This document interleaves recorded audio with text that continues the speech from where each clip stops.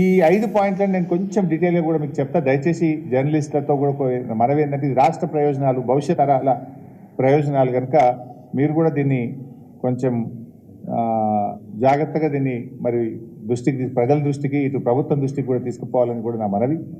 ముఖ్యంగా ఇవాళ first point power generation. Power జనరేషన్లో మనకు 3 పోతున్నాయి ఇవాళ.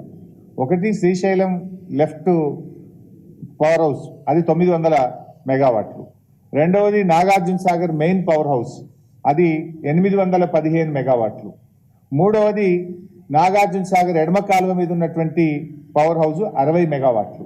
ఈ 3 కలిపితే 1775 మెగావాట్ల 3 పవర్ హౌజులు మీ చేతుల్లో నుంచి కేంద్ర ప్రభుత్వం చేతుల్లోకి పోతాయి. అంటే ఇవాళ మనం అడుక్కునే పరిస్థితి వస్తుంది రేపు. అసలు రేపు మీకు ఎంత ఇబ్బంది అవుతుంది, పవర్ మేనేజ్మెంట్ ఎంత ఇబ్బంది అవుతుంది మీరు ఏమైనా ఆలోచిస్తుండ్రా?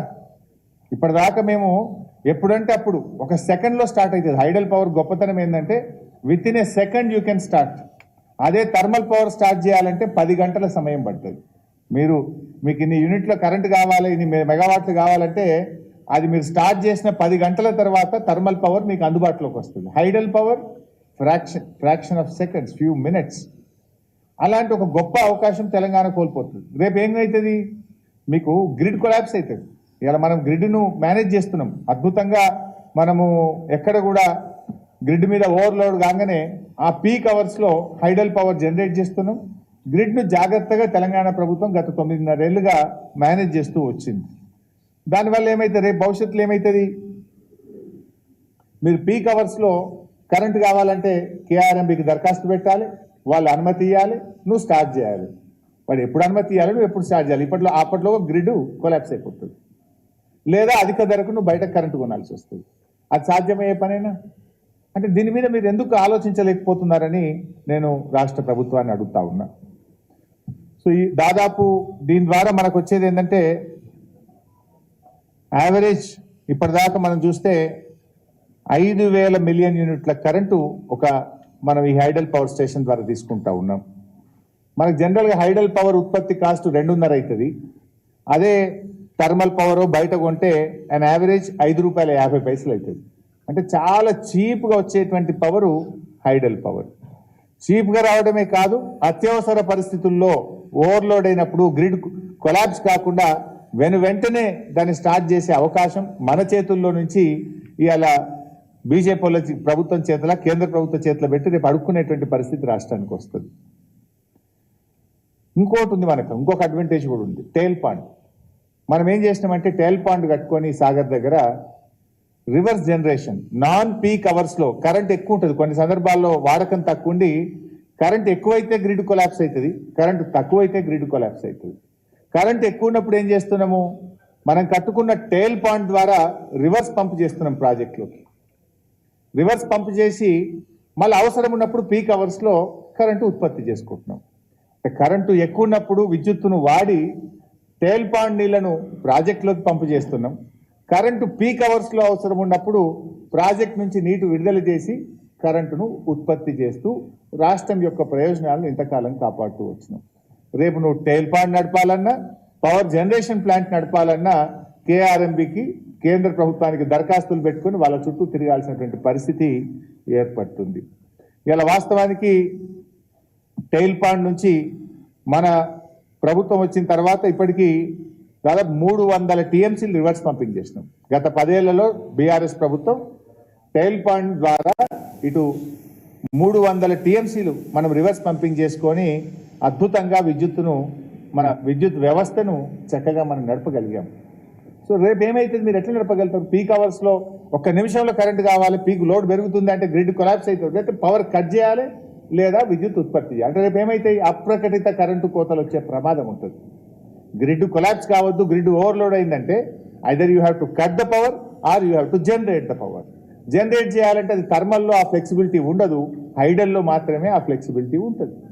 Tomorrow will lose that opportunity. ఇది బేసికల్లీ విద్యుత్ విషయంలో తెలంగాణకు అన్యాయం జరుగుతుంది.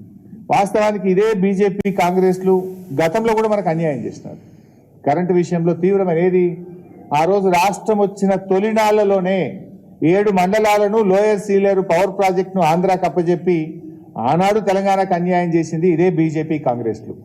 బీజేపీ బిల్లు పెట్టింది, కాంగ్రెస్ వాళ్ళు మద్దతు ఇస్తే 7 మండలాలు పోయినాయి, లోయర్ సీలేరు పవర్ ప్రాజెక్టు పోయింది. ఆ రోజు కూడా తెలంగాణ ప్రయోజనాలను కాపాడడం కోసం పోరాటం చేసింది ఇదే బీఆర్ఎస్ పార్టీ. ఆనాడు కేసీఆర్ గారు ముఖ్యమంత్రిగా నామినేట్ అయి ఇంకా పదవీ బాధ్యతలు చేపట్టక ముందే తెలంగాణ బంద్కు పిలుపునిచ్చిండ్రు. ఆ రోజు ఈ బిల్లును అపోజ్ చేసిన మేము పార్లమెంట్లో ఆ రోజు గట్టిగా కేంద్ర ప్రభుత్వం మీద ఒత్తిడి తెచ్చే ప్రయత్నం చేసినాం.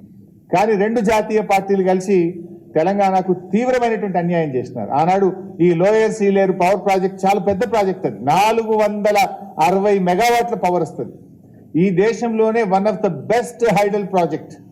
ఎందుకంటే నార్మల్గా PLF హైడల్ ప్రాజెక్ట్స్లో 40% ఉంటే lower Sileru 60-70% plant load factor ఉన్నటువంటిది. అంటే 250 రోజులు అక్కడ జల విద్యుత్ ఉత్పత్తి జరుగుతుంది. అంత గొప్ప ప్రాజెక్టును అప్పనంగా ఈ 2 జాతీయ పార్టీలు, ఈ బీజేపీ కాంగ్రెస్ కలిసి తీసుకుపోయి దాన్ని ఆంధ్రప్రదేశ్కి అప్పచెప్పి తెలంగాణ ప్రయోజనాలను ఆ రోజు తెలంగాణ ప్రజల నోట్లో మట్టి కొట్టినాయి ఈ కాంగ్రెస్ బీజేపీ పార్టీలు. ఆనాడు లోయర్ సీలేరును పొడగొట్టిరి, మళ్ళీ ఇప్పుడు ఈ ఉన్న సాగర్ను, ఉన్న శ్రీశైలంను, లెఫ్ట్ బ్యాంక్ కెనాల్ మీద ఉన్న హైడల్ ప్రాజెక్టును కూడా మళ్ళీ ఢిల్లీ చేతిలో పెట్టి ఇంకొకసారి తెలంగాణకు అన్యాయం చేసే ప్రయత్నం చేయొద్దు, వెంటనే మేల్కొనండి అని చెప్పి నేను రాష్ట్ర ప్రభుత్వాన్ని ఈ సందర్భంగా కోరుతా ఉన్నాను. ఇకపోతే రెండో విషయం ఇందాక మనం మీ దృష్టికి తెచ్చాను, ఆయకట్టు, సాగర్ ఆయకట్టు. ఇదేమో విద్యుత్తులో జరిగే నష్టం చెప్పినారు. రెండోది సాగర్ ఆయకట్టు విషయంలో కూడా మీకు చెప్పాను ఇందాక. ఏమైతుంది, వాళ్ళకు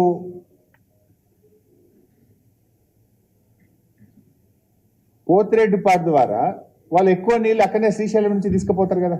ఎన్ బ్లాక్ అలాట్మెంట్ మన దగ్గర ఉన్న సిస్టమ్ ఏంది, బచావత్ ఇచ్చినటువంటి అవార్డు ప్రాజెక్ట్ వైజ్ అలొకేషన్ లేదు, స్టేట్ వైజ్ ఎన్ బ్లాక్ అలాట్మెంట్ ఉంది. వాళ్ళు ఈ మధ్య ఏం చేస్తుండ్రు, కృష్ణా డెల్టాకు గోదావరి పట్టిసీమ లిఫ్ట్ పెట్టుకొని కృష్ణా నది జలాలు అవసరం లేకుండా ఇటు పట్టిసీమ ద్వారా గోదావరి జలాలు తీసుకుపోయి కృష్ణా డెల్టాకు నీళ్లు పారించుకుంటున్నారు. రేపు ఏం చేస్తారు వాళ్ళు ఎన్ బ్లాక్లో, శ్రీశైలం నుంచి అటు పోతిరెడ్డిపాడు ద్వారా నీళ్లు తీసుకుపోతే నీకు హైడల్ జనరేషన్ ఎట్ శ్రీశైలం నష్టపోతావు, హైడల్ జనరేషన్ ఎట్ సాగర్ నష్టపోతావు.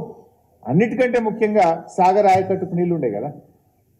నువ్వు పోతిరెడ్డిపాడు ద్వారా నువ్వు కావలసిన నీళ్లు ఆంధ్రప్రదేశ్కు కేటాయించినటువంటి నీళ్ల నుంచి వాళ్ళకి శ్రీశైలం నుంచే తీసుకపోతే రేపు నాగార్జున సాగర్ ఎడమ కాలువకు ఆయకట్టుకు కూడా నీళ్లు లేకుండా అయ్యే ప్రమాదం ఉన్నది, ఉన్న ఆయకట్టు కూడా దెబ్బతినే ప్రమాదం ఉన్నది. అందువల్ల వెంటనే ఈ రాష్ట్ర ప్రభుత్వం మేల్కొనాలే, మన రాష్ట్రం యొక్క హక్కులను కాపాడాలని చెప్పి నేను కోరుతా ఉన్నా. Number 3, drinking water. రేపు నీళ్ళే రాలేదనుకోండి, నీ పాలేరులో ఖమ్మం డ్రింకింగ్ వాటర్ ఉన్నది, నీ సాగర్లో నల్గొండ హైదరాబాద్ డ్రింకింగ్ వాటర్ ఉన్నది, నీ శ్రీశైలంలో మహబూబ్ నగర్ జిల్లా డ్రింకింగ్ వాటర్ ఉంది. మిషన్ భగీరథ ద్వారా ఇవాళ అదేవిధంగా కృష్ణా ఫేజ్ 1, ఫేజ్ 2, ఫేజ్ 3 ద్వారా హైదరాబాద్ డ్రింకింగ్ వాటర్ను మనం ఇచ్చుకుంటున్నాం. ఇప్పుడే ఇవాళ తెలంగాణలో హైదరాబాద్లో మంచినీళ్ళ కష్టాలు లేకుండా ఉన్నాం కదా. ఇలా ప్రతి ఇంటికి నీళ్లు ఇవ్వగలుగుతున్నాం, కావాల్సినంత నీళ్లు ఇవ్వగలుగుతుంది రాష్ట్ర ప్రభుత్వం. రేపు దీన్ని మీరు నిలబెట్టలేకపోతే రేపు త్రాగునీటి అవసరాలకు కూడా ఇబ్బంది వచ్చేటువంటి ప్రమాదం ఉంటుంది. 4వది ఆన్గోయింగ్ ప్రాజెక్ట్స్. నేను ఇందాక చెప్పినట్టు పాలమూరు ఎత్తిపోతల పథకము, దిండి ఎత్తిపోతల పథకము, ఎస్ఎల్బిసి సొరంగం, ఎస్ఎల్బిసి ప్రాజెక్టు, ఇవన్నీ కూడా రేపు ఏమైందంటే నీకు కేఆర్ఎంబి అనుమతి లేదు, నీకు సిడబ్ల్యూసి లేదు, నీ అపెక్స్ కమిటీ అనుమతి లేదని కొండీలు పెట్టి క్వరీస్ పెట్టి ఆ ప్రాజెక్టు పురోగతి దెబ్బతిని రేపు మనకు మనమే మెడకు ఉరితాడు బిగించుకున్నట్టు అవుతుంది. అంటే ఇది తెలంగాణ ప్రయోజనాలకు ఆత్మహత్యా సదృశ్యం. దీన్ని మర్చిపోతున్నారు వీళ్ళు. అసలు రాష్ట్ర ప్రభుత్వం దృష్టి పెట్టిందా లేదా, అధికారులే పోయి సంతకాలు పెట్టి వచ్చిందా, దానికి రాష్ట్ర ప్రభుత్వం అనుమతి ఉందా లేదా నాకు తెలియదు. పత్రికల్లో అయితే సంతకాలు పెట్టేసిండు, వారం లోపల పోతున్నది ప్రాజెక్ట్ అని చెప్పి అన్ని పత్రికలు పతాక శీర్షికన వార్తలు వస్తూ ఉన్నాయి. జగన్ విజయం అంటున్నారు, ఆంధ్రప్రదేశ్కు లాభమైంది అంటున్నారు, తెలంగాణకు నష్టమైంది అంటున్నారు, కరెంటు లేకుండా పోతుందని వస్తుంటే కూడా ఈ ప్రభుత్వానికి చీమ కుట్టినట్టు కూడా లేదా అనిపిస్తూ ఉంది నాకు. ఇది 4వ విషయం. 5వ విషయం, కొత్త ప్రాజెక్టులు ఏదన్నా మీరు కట్టాలంటే కూడా ఒకసారి కేఆర్ఎంబి పరిధిలోకి మొత్తం ఈ ప్రాజెక్టులన్నీ పోతే for everything you need to take permission. అసలు ఈ ఇంచు కూడా కదలలేము మనం. అంటే రేపటి భవిష్యత్తుకు కూడా మనకు ఇబ్బంది జరిగేటువంటి అవకాశం ఉంటుంది. ఈ అంశాలను ఒక పొలిటికల్ యాంగిల్లో కాకుండా రాష్ట్ర ప్రభుత్వం ఒక పాజిటివ్గా రాష్ట్ర ప్రయోజనాలు కాపాడే విషయంలో మీరు వెంటనే కళ్ళు తెరవండి. రివ్యూ చేయండి. ఇది కేఆర్ఎంబి పరిధిలోకి పోకుండా కాపాడండి. పోవడానికంటే ముందు మనం ఏదైతే డిమాండ్లు గత ప్రభుత్వం మేము పెట్టినామో అయితే ఆ డిమాండ్లన్నింటినీ ఒప్పించండి.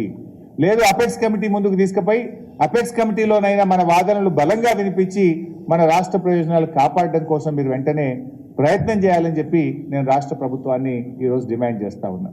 ఇలా ఒక విషయం క్లియర్ ఇప్పుడు మళ్ళీ దీని ద్వారా ఒక క్లారిటీ ఏమొస్తుంది బైసాబ్, తెలంగాణ ప్రయోజనాలు కాపాడాలంటే గులాబీ జెండోలు ఒక్కలే కాపాడగలుగుతారు. ఇది చరిత్ర చెప్తుంది, ప్రస్తుతం జరుగుతున్న తీరు కూడా కనబడుతుంది. చరిత్ర ఏంటిది? ఆనాడు లోయర్ సీలేరు విషయంలో 7 మండలాల విషయంలో పోరాడింది బీఆర్ఎస్, బిల్లు పెట్టింది బీజేపీ, మద్దతు ఇచ్చింది కాంగ్రెస్. ఇవాళ ఏం జరుగుతుంది? ఆంధ్రప్రదేశ్కు మన లాభం జరిగే విధంగా వెంటనే అసలు ఆపరేషన్ గైడ్ లైన్స్ లేకుండా మన విషయాలు డిసైడ్ చేయకుండా మొత్తం ప్రాజెక్టులు కేఆర్ఎంబి కేంద్ర ప్రభుత్వానికి అప్పచెప్తాం, కేఆర్ఎంబికి అప్పచెప్తాం అంటే రేపు ఏం కావాలి రాష్ట్రం? అంటే మరొకసారి కూడా ఇలా అటు కేంద్రంలో ఉన్న బీజేపీ ఒత్తిడి వేస్తుంది, రాష్ట్రంలో ఉన్న కాంగ్రెస్ ఒప్పుకుంటున్నది. అంటే రాష్ట్ర ప్రయోజనాలు వదిలేస్తున్నారు. ఇవాళ మరో స్పందిస్తున్నది ఈ అంశం మీద ఒక కన్సర్న్తో మాట్లాడుతున్నది అగైన్ బీఆర్ఎస్ పార్టీ మాత్రమే. ప్రభుత్వం వెంటనే మేల్కోవాలి. అవసరమైతే మేము ఎటువంటి పోరాటానికైనా మరి వెళ్లాల్సి వస్తుంది. ఎందుకంటే రాష్ట్రం ప్రయోజనాలు చాలా ముఖ్యం. మేము ఎందుకంటే రాజకీయాలు ఎక్కువ మాట్లాడకుండా ఐఎమ్ ఓన్లీ ట్రయింగ్ టు అంటే అవేక్ దిస్ గవర్నమెంట్, ఈ ప్రభుత్వాన్ని మేల్కొల్పేటట్టు ప్రయత్నం చేస్తూ ఉన్నాం. ఈ ప్రభుత్వం వెంటనే స్పందించాలని చెప్పి మేము కోరుకుంటా ఉన్నాం. వెంటనే తక్షణమే రాష్ట్ర ప్రయోజనాలు కాపాడాలని చెప్పి నేను ఈరోజు ఈ ప్రభుత్వాన్ని కోరుతా ఉన్నాను.